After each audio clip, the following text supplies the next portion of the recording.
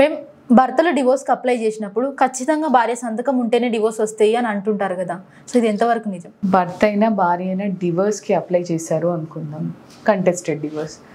Okay, భార్య apply చేసింది, భర్త వచ్చి కంటెస్ట్ చేయలేదు, అది ఎక్స్పార్టీ డివోర్స్ కింద అయిపోతుంది. ఓకే, భర్త వచ్చి నాకు ఇష్టం లేదు అని కొట్లాడాడు అనుకుందాం, ఓకే నాకు ఈ విడాకులు వద్దు అని పోట్లాడాడు అనుకుందాం. ఆల్దో ఈయన ఎంత పోట్లాడినా కానీ ఈమె అడిగే ఏదైతే డివోర్స్ అప్లికేషన్ ఈమె ఫైల్ చేసినప్పుడు దాంట్లో ఏవైతే గ్రౌండ్స్ ఉంటాయో, భర్త నన్ను వేధిస్తున్నాడనో, లేకపోతే భర్త అడల్టరస్ రిలేషన్షిప్లో ఉన్నాడనో, ఇంకేవైనా కారణాలు ఏదైనా గ్రౌండ్స్ డివోర్స్ వచ్చే గ్రౌండ్స్ ఏవి పెట్టినా అవి తను నిరూపించుకున్నట్టయితే డైరెక్ట్ కోర్టే గ్రాంట్ చేస్తుంది. అంతేగాని భర్త భార్య డివోర్స్ పేపర్ల మీద సంతకం పెట్టాల్సిన అవసరం లేదు.